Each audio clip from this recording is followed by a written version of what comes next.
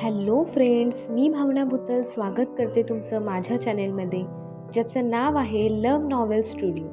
चला तर मग स्टोरीला सुरुवात करूया. पण त्याआधी चॅनेलला सबस्क्राईब केलं नसेल तर सबस्क्राईब करा आणि बेल आयकनवर क्लिक करा. कथेचं नाव आहे मिस्टर सोलमेट, मी फक्त तुझीच.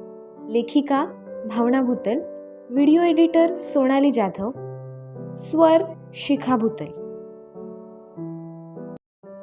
मिस्टर सोलमेट भाग 43. अविरची शुद्ध पूर्णपणे हरपून गेली होती. अवे, समीरने तिचा गाल थोपटला. आपण हिला हॉस्पिटलमध्ये घेऊन जाऊयात, असं म्हणत शिवांशने अविराला उचलून घेतलं आणि सरळ हॉस्पिटल गाठलं. आता पुढे. सकाळी साधारण 10 वाजता युग डोकं धरतच बेडवर उठून बसला. स्वीटहार्ट. उठल्या उठल्याच त्याला अविराची आठवण आली. एका हाताने डोकं धरत दुसऱ्या हाताने तो स्वतःचे खिसे चाचपू लागला, पण त्याचा मोबाईल खिशात नव्हता. बेडवरच कुठे आपला मोबाईल दिसतो का हे तो पाहू लागला. उतरली का कालची? डॉक्टर विकल्प रूममध्ये येतच विचारू लागला. माझा मोबाईल. कावराबावरा होतच युगने त्याला प्रश्न केला. तो मी देतो, आधी हे लिंबू सरबत पी, डोकं दुखत असेल तुझं. लिंबू सरबतचा ग्लास युग समोर धरतच डॉक्टर विकल्प म्हणाला, आधी मोबाईल दे. अविराने ब्रेकफास्ट केलाय का बघू दे. सगळ्यात आधी तिचा माझ्यावरचा राग गेलाय का ते बघू दे मला. प्लीज मोबाईल दे ना, युग विनवणीच्या सुरातच म्हणाला. विकल्पने युगचा मोबाईल त्याच्या हातात सोपवला. लिंबू सरबतने भरलेला ग्लास घेऊन तो युग समोर तसाच बसून राहिला. अविराला गडबडीतच कॉल करणाऱ्या युगच्या चेहऱ्यावरील प्रत्येक भाव तो टिपत होता. अविराची काळजी युगला स्वस्थ बसू देत नव्हती.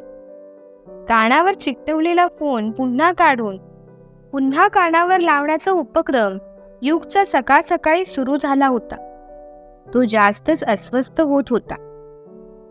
काय झालं? फोन नाही लागत का? न राहून डॉक्टर विकल्पने विचारलं. स्विच ऑफ येतोय. मी हॉटेलमध्ये कॉल करून बघतो, ती रेस्टॉरंटमध्ये निघाली असेल, असं म्हणत युगने हॉटेलमध्ये कॉल लावला. हॉटेलच्या मॅनेजरजवळ त्याने अविराबद्दल विचारपूस केली. अविराने काल रात्री चेकआउट केलंय असं त्याला कळलं. हॉटेलचं बिल सुद्धा तिनेच पेड केलं हे सुद्धा त्याला कळलं. अविराने हॉटेल सृष्टीमधून चेकआउट केलंय. युग गंभीरपणेच डॉक्टर विकल्पना म्हणाला. हॉटेलच्या मॅनेजरने तुला सांगितलं नाही? डॉक्टर विकल्पने विचारलं. तो काल रात्री ड्युटीवर नव्हता, आज सकाळी आला आणि तुम्हाला फोन करून सांगणार होता, पण त्याआधी मीच त्याला फोन केला, युग म्हणाला. कुठे गेली असेल तुझी अविरा? डॉक्टर विकल्पने युगला प्रश्न केला तसं युग एकटक त्याच्याकडे पाहू लागला. डॉक्टर विकल्पने भुवया उडवतच त्याला काय झालं म्हणून विचारलं. ते तू बोलला ना तुझी अविरा, ते ऐकून थोडं छान वाटलं. डॉक्टर विकल्पला स्मित देतच युग म्हणाला. वेडा. युगचे केस विस्कटतच डॉक्टर विकल्प म्हणाला. अंगदला कॉल करून बघ ना, त्याला बरं वाटतंय का, आणि त्याला हे पण विचार अविरा रेस्टॉरंटमध्ये आली आहे का, प्लीज माझ्यासाठी. युग छोटंसं तोंड करतच म्हणाला. माझं आणि त्याचं भांडण झालंय, मी त्याला कॉल वगैरे करायला नाही जाणार. तू हे लिंबू सरबत पी, डॉक्टर विकल्प म्हणाला. तुझं का भांडण झालं? युगने प्रश्न केला.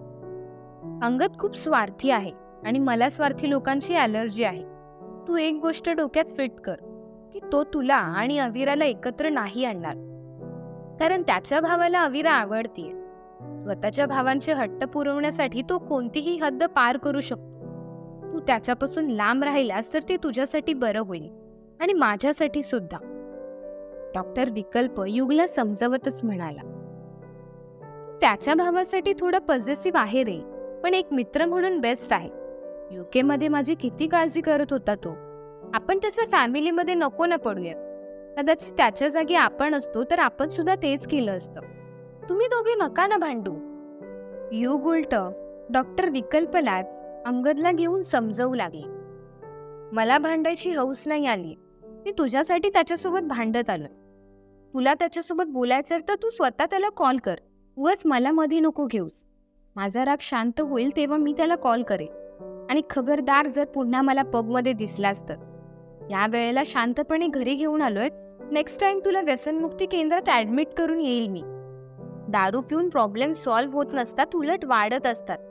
जर काल अतिप्रमाणात दारू ढोसली नसतीस तर आज त्या अंगदला कॉल करायची वेळ तुझ्यावर आली नसती. डॉक्टर विकल्प म्हणाला. सकाळी सकाळी का भडकतोय यार? एकतर अविराचा फोन स्विच ऑफ लागतोय म्हणून मी टेन्शनमध्ये आहे आणि तू लेक्चर देतोय. तू राहूच दे अंगदला कॉल करायचं. मी कॉल करतो त्याला, युग म्हणाला. स्पीकरवर ठेवून फोन लाव. त्याचा ॲटिट्यूड मी पण बघतो. डॉक्टर विकल्प हाताची घडी घालून युग समोर बसतच म्हणाला. युग डॉक्टर विकल्प सोबत जास्त वाद घालत बसला नाही. डॉक्टर विकल्पाने सांगितल्याप्रमाणे त्याने फोन स्पीकरवर ठेवून अंगदला फोन फिरवला. खूप वेळ मोबाईलमधून रिंग ऐकू येत होती. अंगद युगचा फोन उचलणार नाही अशी चिन्ह दिसत होती. युग नाराज होत स्वतःहून फोन कट करणार, पण तोच अंगदने त्याचा फोन उचलला. उतरली का तुझी? अंगदने समोरून प्रश्न केला. म्हणून तुला फोन केलाय ना? युग उत्तरला. कशासाठी फोन केलास? अंगदने तिरसटपणे पुन्हा प्रश्न केला. तुझी काळजी वाटत होती म्हणून. बरं वाटतंय का तुला? युगने विचारलं. नाही अजून, आता हॉस्पिटलमध्येच चाललोय. अंगद उत्तरला. मी येतो तुझ्यासोबत, युग म्हणाला. त्याची काही गरज नाही. शिव आहे माझ्यासोबत आणि विक्रांत सुद्धा आहे, अंगद म्हणाला. ते लोक असताना मग माझी गरज नसणार तुला. But it's okay. रिपोर्टबद्दल मला कळव, युग म्हणाला. तू लिंबू पाणी घेतलं का? डोकं दुखत असेल तुझं, अंगदने समोरून विचारलं. ते तर वीक माझ्या समोर घेऊनच बसलाय, युग म्हणाला. ग्रेट. तो तिथे असताना मला तुझी काळजी करायची गरज नाही. तसं पण संपूर्ण जगाची काळजी तुम्हा दोघांनाच असते. अंगद रागात बोलत होता हे डॉक्टर विकल्प आणि युग दोघांनाही कळत होत. दोघे एकमेकांकडे पाहू लागले. अविराबद्दल विचारणार होतास ना त्याला? ते विचार. असं माझ्याकडे का बघतोयस? तसं पण याचे राग रुसवे याचे भाऊ लोक नाही झेलू शकत. आपल्यालाच झेलायचे. ती सलोनी कसं याला हँडल करते ते तिचं तिलाच माहिती. डॉक्टर विकल्प थोडं चिडतच म्हणाला. ह्यात सलोनीला का मध्ये आणतो रे तू? आणि मी रागात वगैरे बोलत नव्हतो, अंगद नमत्या सुरातच म्हणाला. नाही बोलायला गेलं तरी डॉक्टर विकल्पच्या रागाला तो थोडा घाबरत सुद्धा होता. ए हॅलो, तुझ्या बोलण्याचा टोन आम्हाला न समजण्या इतपत आम्ही मूर्ख नाही. तुला बरं वाटत नाही म्हणून मी शांत आहे, नाहीतर कालच तुला घरी सोडलं नसतं. तू डॉक्टरकडे जाऊन ये आणि मग बोल माझ्यासोबत, डॉक्टर विकल्प म्हणाला. अंगद, अविराचा फोन लागत नाहीये. कुठे आहे याबद्दल काही माहिती आहे का तुला? युगने विषय बदलतच म्हटलं. नाही, आणि मी माहिती करून सुद्धा सांगणार नाही, अंगद रागातच म्हणाला. ओके, तुझी इच्छा असेल की मी शिवच्या रेस्टॉरंटमध्ये जाऊन तिच्यासोबत बोलावं आणि शिवसोबत वाद घालावे, मग ठीक आहे. मी रेस्टॉरंटमध्ये जायला निघतो, युग म्हणाला. शिव रेस्टॉरंटमध्ये नाहीये, सो तू जाऊन बघू शकतोस तिथे. आता मी डॉक्टरकडे चाललोय, बाय, असं म्हणत अंगदने फोन कट केला. ह्याला झालं काय आहे? एवढा रूढ तर हा आतापर्यंत नव्हता. युगने डॉक्टर विकल्पला प्रश्न केला. अंगदचं अचानकपणे बदलत चाललेलं वागणं युगच्या समजण्यापलीकडे होतं. त्याच्या भावाला अविरा आवडते, त्यामुळे तो तुला आणि तिला एकत्र आणण्याचा प्रयत्न नाही करणार. तू अंगद नावाचा जो गजर नेहमी करत असतोस तो आत्ताच्या आत्ता बंद करायचा. तुला अविराला स्वतःच शोधावं लागेल. ह्यापुढे अंगदची मदत तू अजिबात घेणार नाहीस. तुला काही हेल्प लागली तर तू मला सांग. माझ्या परीने मी तुला मदत करण्याचा प्रयत्न करेन. डॉक्टर विकल्प युगला समजवण्याचा प्रयत्न करत होता. मी रेस्टॉरंटमध्ये जाऊन बघतो, तिथे ती आहे का, युग बेडवरून उठतच म्हणाला. लेमन ज्यूस पी आणि मग जा. डॉक्टर विकल्प युग समोर लिंबू सरबतचा ग्लास धरतच म्हणाला. तसं युगने एका घटक्यातच लिंबू सरबतचा ग्लास रिकामी केला. आता डोकंदुखी थोडं कमी होईल, डॉक्टर विकल्प म्हणाला. थँक्स. डॉक्टर विकल्पला मिठी मारतच युग म्हणाला. अंगद स्वतःच्या रूममध्ये बेडवर लोळत पडला होता. दिवसेंदिवस आपण अशक्त होत चाललोय हे त्याला सुद्धा जाणवत होतं. त्याला युग आणि विकल्पला भेटून आल्यापासून तर वारंवार उलट्या होत होत्या. खाल्लेलं काहीच पचत नव्हतं. अंगदची आई आणि मिसेस देशपांडे अंगद जवळ बसून होत्या. अंगदची अवस्था बघून दोघींनाही त्याची काळजी वाटू लागली होती. अंगद, चल निघूयात आपण, शिवांश रूम मध्ये येतच म्हणाला. अंगदला आधार देत शिवांश त्याला रूम बाहेर घेऊन आला. हॉलमध्येच विक्रांत आणि रियांश अंगदची वाट बघत बसून होते. क्रिश कुठे आहे? अंगदने विचारलं. खरं तर मला तुझ्यासोबत हॉस्पिटलमध्ये यायला जमणार नव्हतं, म्हणून मी क्रिशला कॉल करत होतो, पण त्याच्यासाठी अजूनही रात्रच आहे. त्याला फोन करतोय तर फोन सुद्धा कट करतोय. नाईलाजाने मला घरी यावं लागलं. तू ना अतिलाड करतोस त्याचे, शिवांश अंगदवर चिडतच म्हणाले. तिला नसेल माझ्यासोबत हॉस्पिटलमध्ये यायचं तर माझं मी जातो. उगाच क्रिशला काही बोलू नकोस, अंगद शांतपणेच म्हणाला. तुला अशा अवस्थेत मी एकटं सोडेल का? शिवांशने विचारलं. अंगदने त्याच्या बोलण्यावर काहीही प्रतिक्रिया दिली नाही. तो रियांश आणि विक्रांतकडे बघत होता. तुम्ही सगळेच हॉस्पिटलमध्ये यायची गरज नाही, मी शिव सोबत जाईन, रियांश आणि विक्रांतला अंगद म्हणाला. खरं तर हॉस्पिटलमध्ये जायचा त्यांना सुद्धा कंटाळा आला होता. ओके, एवढं बोलून दोघेही घरीच थांबले. शिवांशने अंगदला गाडीत बसवलं आणि ड्रायव्हरला गाडी सिटी हॉस्पिटलच्या दिशेने घेऊन जायला सांगितलं. काल रात्री कुठे गेलेलास तू?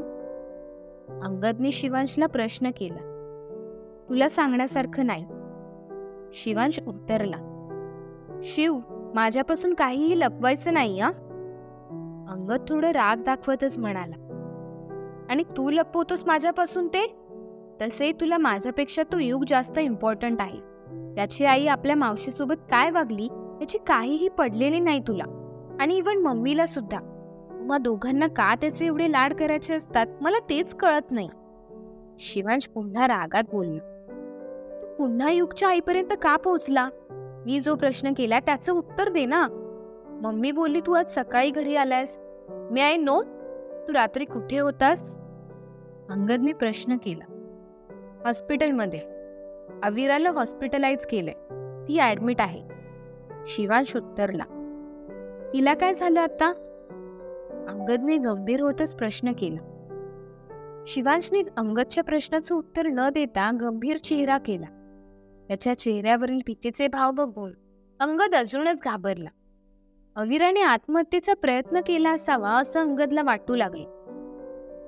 तू बोलशील का तिला काय झाले ते? अंगदने पुन्हा शिवांशला प्रश्न केला. तिचं अबॉर्शन झालं, शिवांश अपराधीपणे म्हणाला. व्हॉट? अंगद मोठ्याने ओरडला.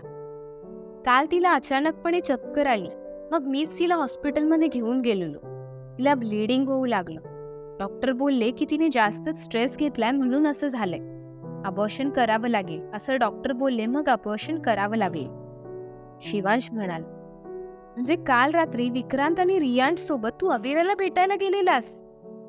अंगदने विचारलं. तसं शिवांश मान खाली घालून शांत बसून राहिला. शिव, मला खरं खरं सांगायचं, काल तू कुठे गेलेलास? अंगदने शब्दांवर जोर देतच शिवांशला प्रश्न केला. कितीही काहीही झालं तरी शिवांश अंगदपासून कोणतीच गोष्ट लपवत नव्हता. पण काल घडलेला प्रसंग अंगदला सांगताना शिवांशला भीती वाटत होती.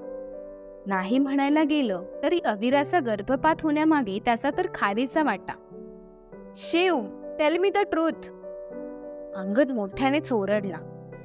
शिव, विक्रांत आणि रियांशने रचलेला कट अंगदला सांगू लागला. कसं त्याने अविरा आणि युगमध्ये गैरसमज निर्माण केले आणि कसं त्रिशाने ह्या सगळ्यात त्यांची मदत केली ते सगळं काही त्याने अंगदला सांगितलं. आपल्या भावांचं कट कारस्थान बघून अंगद निशब्दच झाला. कथा ताणते असं वाटत असेल, पण माझ्या कथेचा ट्रॅक जसा ठरलाय मी तसंच लिहिलंय. कृपया सहकार्य करा आणि कथेला घेऊन तुमचं जे काही मत आहे ते प्रामाणिकपणे कमेंटमध्ये गोड शब्दात कळवा. धन्यवाद.